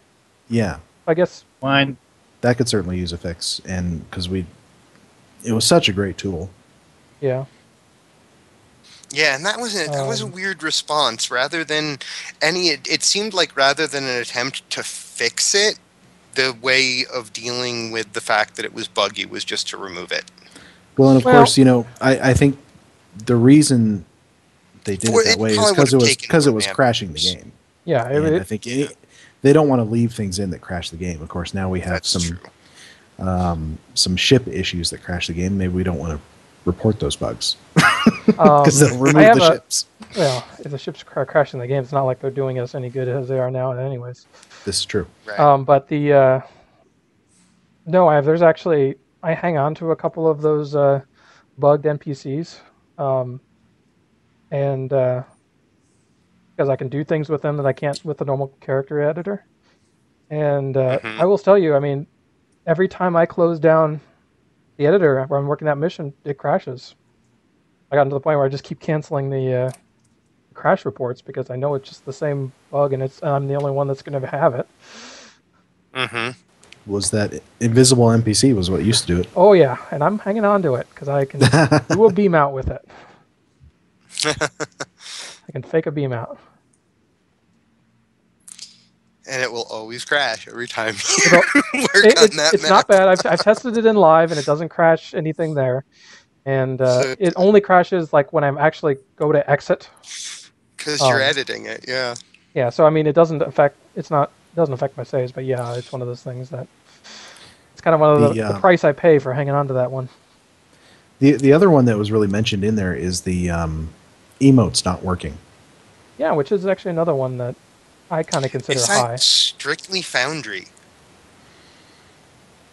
It's a bug that affects the Foundry. No, I haven't paid attention to that actually. Yeah, like that's the thing is I'm wondering whether that's strictly a Foundry bug or whether I'm just not paying attention to the guy who welcomes me to K7 and he just has no expression and it never changes and they all just look dead-faced. I don't know. Maybe I'm just not paying any attention to that because of whatever reason. Is it strictly Foundry? Is that only us that's affected by not being able to emote? Because I think that's everywhere. I'm not sure completely on this one, but my, I guess you'd say, suspicion with the way this one is working is that it's one of those things that we're on Ryza. We can find out. It doesn't happen all the time. Go talk to an NPC. But when it does, it's, annoying. Yeah, we're on Ryza. I'm going to go talk to a commodities broker and see what they look like. Yeah, it is sort of irritating. Last summer when they had smiles on. You can't have people give expressions or, look scared or anything like that. Yeah, last summer the commodities brokers looked all happy and smiley and stuff. Mm-hmm. Oh, you know what? Right now he looks completely deadpan and has no expression whatsoever. It is a game-wide bug. And is obviously using the totally, neutral expression. Since I'm in here, I can check. I can check the Ferengi as well. No, the Ferengi doesn't have a face. He's just a traitor. Darn face looks Ferengi. Ooh, I'm going to go try an NPC in the new building. But yeah, that's enough for me. I remember those guys had smiling faces and they welcomed me to Ryza, and now he looks neutral and expressionless. Ellen God looks almost like he's unhappy to be here. Yeah, that's game wide. That's not just Foundry. So no. I would say we should post a thread about that in the art forum, say, and let Joe know. Yeah. That should be like our new motto: is let Joe know. Tell Joe everything. So it's Ian's fault, and we need to let Joe know. Yes. and everybody, don't forget, stay frosty. Oh my goodness. You're totally going to be walking around with a T-shirt that says that at Star Trek Las Vegas, aren't you? Yeah. I'm going to make T-shirts for the entire team with goofy sayings like that. I swear. Yeah, I just went over to one of the Rising bartenders. You're gonna start like making people like that. That's how we're gonna get devs on our show, because Drogon will make up a silly slogan and you'll get the T-shirt. Yeah, exactly that. I'm not above bribery, even a low grade version of it. So let's see. One of the interesting takeaways that I got from the responses to that question is that it's almost like, we're the things that we are focused on, the things that we want to see improved, aren't actually bugs and bug fixes. They're more of like design decisions and design issues with the way things work that we don't like, or things that are missing. I was going to say, it seems to me more that it's things that are missing. Like, every thought that I had really was a feature that we don't have. Yeah. Until I make up some, like, crazy explanation for why I think the search is actually a bug. Well, I think parts of the search are bugged. Well, I was going to say, Drogon and I kind of had this yeah, discussion. We were talking about this today as sort of the nature of what is a bug and what is not. Yeah, I remember that because I actually listened to the show this morning. Oh, well, this is actually... and we were just having this on Twitter this afternoon. And I sort of... I'm trying to remember back to it. It was... I'll find it in my history. More web surfing. Well, I know the Cryptic 2A hologram came on and said a design issue can be a bug if it's not implemented well or it doesn't achieve the intended goal. Mm-hmm. Huh? Really? And I think that's kind of where we're at with the search. And Yes. I mean, parts of it are honest to God bugged. Yeah. Like the tag system. I mean, if you set it to exclude combat, there's no reason loot grinders should be showing up. Mm-hmm. Yeah. Especially when they're tagged combat repeatedly. Hard thing with that is that I am not entirely sure how that's supposed to work when it's properly working. I'm not either, honestly. I just feel like the tagging and I system... have a feeling that nobody's using it. Yeah. I feel like the tagging system could have been so much simpler. Really could have. My general feeling is getting that top rated list to show more than 50 would be my top priority. Yeah. I mean, I was thinking about that earlier, and it's like, as I was on the exchange, I'm like, the exchange has a next button. Surely the Foundry search can have a next button. Uh-huh. Mm-hmm. Right? And in fact, the Neverwinter Foundry, I mean, apparently the devs there reached the exact same conclusion, and they made a couple of changes to allow for a next button. So, I mean, it's not like we're the only ones that have run into this issue. Yeah. Yeah. And I mean, as always, I mean, I think every so often, some of our feedback is going to go to improvements in Neverwinter. So the only downside of this whole thing, though, is that this is going to require the UI team support, help. Yeah. And we've been hearing things on the forums about, at least Taka Fangs has made comments about the UI team being extremely busy right now. Mm-hmm. I'm not surprised. They've got the whole team is going to be really busy right now. They have an expansion coming up this fall. We don't know what it is. We can guess, but we don't really know what it is. I'm still going to keep my 1 penny bet or my nickel bet, because I know some countries don't use pennies anymore. I say we're up to nickels. We're feeling confident, aren't we? Pesos. Pesos. Yeah, my bet is it's going to have a 3-word title, The Delta Quadrant, or something along those lines. It won't. Yeah, I don't think it'll be as simple as the Delta Quadrant. It'll be a little bit. A little bit more theatrical. Yeah. Yeah, it might the title wording. might be more theatrical, but I think the essence of it is they've said it's not going to be a faction. The only thing that to me feels quite as big is kind of like a whole new sector, a whole new area of space to explore with Oh, new I think you're right. races. You're barking up the right tree. Hey, I just found a costume on one of the Rycians that I don't think we could duplicate in the Foundry because she looks like she's wearing a spandex bodysuit under one of the swimwear items and a shirt over the swimwear. Yeah, they can do things like that. Ours is more or less just a more technical looking version of the front-facing editor. There was an interesting post by Calavista, who I believe is also on the character art team. I'm not sure if that's Ian that he was referring to or the other person of the three.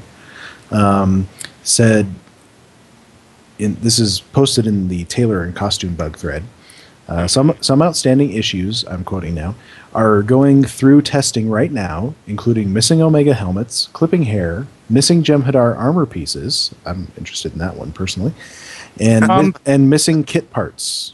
The Mark 12 low-buy store version of the Jem'Hadar armor used to, when you had it equipped on your character and the visual enabled, it would replace your character's costume with a costume very similar to what the Jem'Hadar bridge officer wears. Yeah, and it never worked for KDF characters because, of course, they could never have armor visuals before. So hopefully they're working on that and getting it into, like, say, the character editor if you have it unlocked. When Season 9 hit, that wasn't added to the armor's visuals.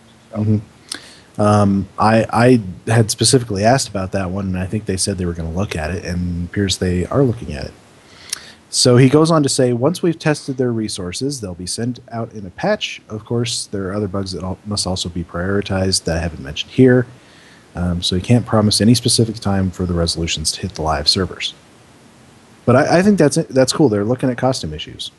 Yeah, and they were doing. I mean, definitely sounded like getting all of these slowly working through all of these long-standing issues is one of his priorities. Oh yeah. And you know, I think a lot of times when you come into a new job, that's one of the things that you sort of look at is, you know, what's the stuff that has always been around, has never been taken care of, and maybe I could get to that. Yeah, I suppose coming new, you notice all the stains that everyone else has gotten used to. Gotten used to, absolutely. Yeah, the new guy's always the one to notice the crack in the wall that everyone else walks past every day. Mm-hmm.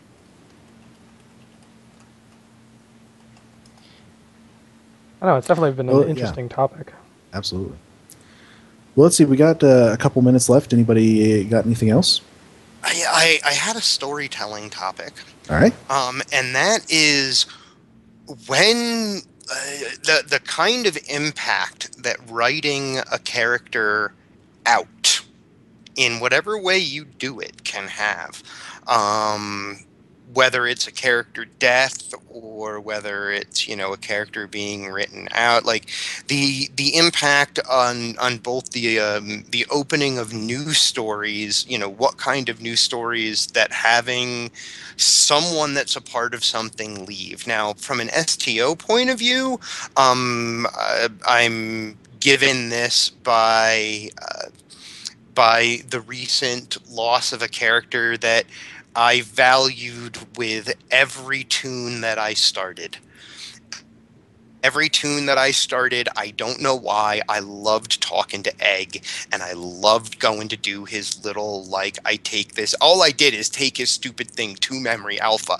I never did the the tutorials at Memory Alpha because, you know, I didn't need to know how to do the crafting after the first time, but they wrote a character out of the game. Egg is gone. That's an interesting thing. From a gameplay point of view, that's, you know, it doesn't impact a lot of people, I don't think. But from a storytelling point of view, I find that sort of thing interesting because they wrote Egg out, but they didn't kill him in any way. No, we killed don't him. we don't we don't We know don't that know. he's dead. Right. Well, right. didn't we shoot him? We have no clue. I'm pretty sure We we know shot that- him. He fell down. Well, see, Well, see, his, that- shot that's- the Undine Undine egg. infiltrator is dead. Oh, Right. Yeah. So The original it's one of egg, those if there was one. situations- Yeah. It's one of those situations where I feel like they said, we have the ability here to create lots of potential storytelling. And I like that. I like in a game where they do that, where it looks at what is our potential storytelling here, because I don't know that Kestrel or the folks at Cryptic are ever going to revisit Egg, ever. But they've left open this door for stories about that character. And because he's such an early character, as we brought up when we were talking about him, there's not a lot, to remaking him in the editor if you wanted to. Well, one thing I thought of about Egg is that someone, I think, brought up on the forum and one of the threads is the question of when and if Egg was replaced by an Undine infiltrator. we have no way of knowing. It- I mean, Yeah, it's not we like don't Cooper know. where you can kind of see a change in his behavior. That's why I thought it'd be fun to do a Foundry mission where you sort of, you Mhm. like say the Admiral is telling you the story, you go to the Admiral and he says, I think I found out where Egg was replaced. It was 6 months ago. Then that launches the mission. And it's a flashback mission. I like what Mark brings up, though, because so little is known about Egg. What if he was an Undine the whole time? He's a weird-looking alien of which there is no other representation of him in the game anywhere. Like I said, it could be very well be. I mean, So, we don't have enough information to really even make guess as to that. right. But you're right. So It's fertile ground for a Foundry mission. yeah, and I Or think even a it's- Foundry challenge. It's for what it is, I guess. For what it's worth, there is what I'm bringing up is that as a storytelling technique, getting rid of a character in some way, in a very what feels like permanent way, can often very much open up new avenues of story that you didn't even see were there. I was recently given reason to revisit some old comic book storyline that I really enjoyed once upon a time, the first time I read it, and it involves the death of a character that completely changes the lead character in the comic books life from then on out, and the way that he was, the way that character became written and the stories that followed. I've seen it used effectively in books and, various things that I've read in that way, and in television and in film as well. So I think it's a very strong choice to get rid of a character, but I don't always. A lot of people feel like I often hear when someone gets rid of a character. I often hear people say they're just doing it for shock value or what have you. And I guess I just wanted to bring up possible ways that sometimes it's a very strong storytelling device, and I just wanted to visit that for a moment.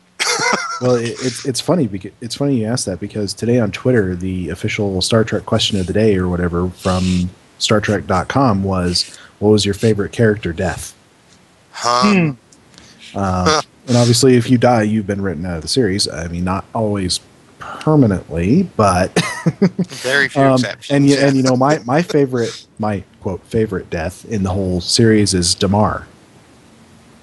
Because he had finally matured into the kind of leader that Cardassia sorely needed, only to die for Cardassia.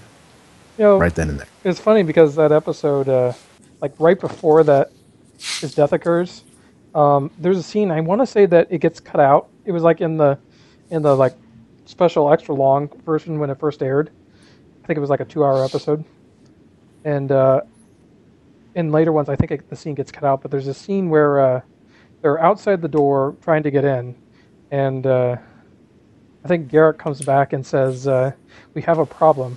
The explosives we brought aren't won't get through the door. Yeah, won't get through the door. And there's this scene where Kira they all start cracking up. Yeah, they start cracking up about the fact that they're storming the castle and they can't even get in. But I mean, it's just it's a great scene. It's a great scene, and it's that perfect. It's like that perfect antithesis to what happens next with the Damar getting shot. Mm-hmm. Well, I mean, and I always think that, you know, sometimes the better way to write a character out is not to kill them. There are more dramatic ways that you can write a character out than just to kill them. You know, they can. I wrote a character out at the very end of my big series by having him resign from Starfleet because I thought that was more interesting than killing him. I suppose it depends on how well it fits with the story. I mean, yeah, and it's always got to fit with the story. You get to go like Lost and just randomly kill your characters at any time just to keep your viewers interested, but yeah, if there's a flow to there's the several. I mean, obviously, right now Game of Thrones is in the spotlight. Of course, you know, the books were from back in like the 80s or 90s. They started, and you know, obviously it follows them and kills a lot of characters. And 24, of course, is notorious for that. Mm-hmm. And both of them are an example of what I mean, where it's sometimes it feels like a tough thing to see a character die, and they both those examples you just used, Game of Thrones and 24, in those situations where a character that you cared about dies, the storytelling that follows usually is stronger because they're gone. And it brings interestingly enough, because it affects the story.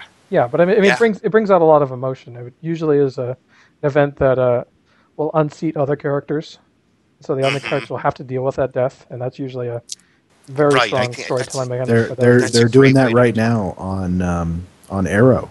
They just killed off a major character that, you know, is very much integral to the other characters, and it's, you know, it's having all kinds of ripple effects. Yeah, but I mean, in this case, the character death is clearly something that they did intentionally and planned, and this is all part. I mean, it was a climax for the story. Actually, in that case, I didn't like how they did it personally, because it didn't fit with the rest of the episode.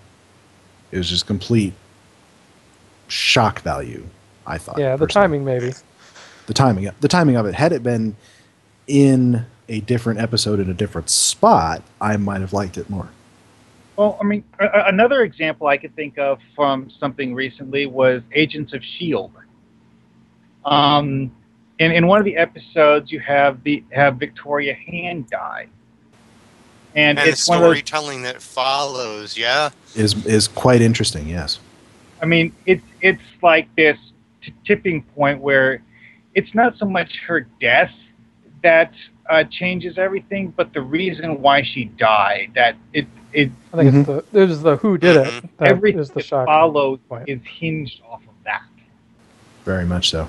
And there are moments I just wanted to bring up that writing out a character, like sometimes I think death may be like a death for a character may be the right choice in a situation like that, honestly. But I do agree with you, Drogan, that they're often just as strong a choice in finding some other way to get a character off screen in such a way that I like the way that Dragoon put it. You have to do it in such a way, I feel like, that unseats other characters and forces movement in their personal arcs somehow. It's very much a strong catalyst. Yeah, if you're going to do it, it needs to be a catalyst for something, I think. Yeah. I mean, in a lot of ways, I mean, if you look at like Tasha Yar's death was written out of convenience. Because they needed to get rid of the character quickly. I'm not saying it's always the right choice. Yeah, but my point is, in that case, it doesn't sit well anywhere with the story, other than to a quick write. But it does cause those ripple effects with the other characters. You do notice that going way to the absolute season finale, the look on Picard's face when he comes back from the past time frame. And he tells Troy, he says, Tasha, I was talking to Tasha. And the look on his face as he's saying that is, that death affected him very profoundly. Yeah. And I think And it's 7 years retroactively, they after were that able to character really, they were kind of really able to build up the death more so than it was at the time. Because, I mean, just all the stuff at the Enterprise C and the whole Tasha having to face her own death. Yeah. That was very interesting that her death became more important after the time that it occurred on the long show. After. And I think it all sprung from that yesterday's Enterprise where she was willing to come back on the show and reprise the role, and it just kind of opened up this possibility. Well, how did she die? And let's really look at that and make something of it. Yeah. Because before that, it was just kind of a death to get rid of the character. Like, this is a surprise. Yeah. Bad things happen. And I mean, in a way, she died in a red shirt death. She did. Yeah. Don't want your major characters to die like red shirts. Yeah. Honestly, I kind of think that the writers may have done that just because they're like, you know what, because you're leaving, we don't like you anymore. I have heard of people doing that. I mean, MASH is the prime example where, the producers of the show were not happy that the guy playing Henry Blake was leaving, so I don't think they even told him that they did this. They filmed that scene with Radar at the end. He comes in and says, Henry Blake is dead. where they had originally had him just going home. Always kind of felt Jadzia's death was a little bit underserved. Because, I mean, he just kind of gets killed for being wrong place, wrong time. And a little bit. There's a couple of episodes to kind of deal with it, but it doesn't really carry the weight like it should for the story. Well, and that's sort of a special case because we do have the new Dax comes back, but there's a lot of ripple effects from that transition. Yeah, see, I felt like that one. The effect was more of the new Dax, and I almost feel like you're right. I'm not sure if I totally agree with you, Dragoon, but I feel like the loss of the character of Jadzia and who she was only dealt with a very little bit. Yeah, I guess, I mean, it wasn't a major point for the story. I mean, for what the story was doing, it was more of a side note. And really where you deal with it is through Worf. Yeah. And they certainly... And his loss. And they wrote in scenes for him, and maybe, I think, one episode to kind of deal with it, but for the most part, I mean, it's pretty clear that they didn't write... The arc wasn't planned with Jadzia's death in mind.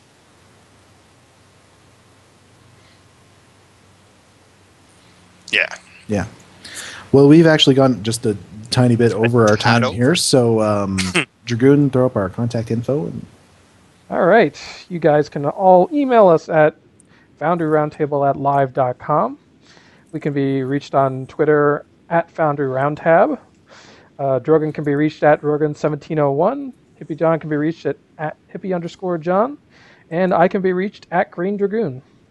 And Mark doesn't have a Twitter, even though we keep telling him he needs to get one. You can reach him by PM on the forums. That's how I usually talk to him. Unless he's like me and never checks his PMs.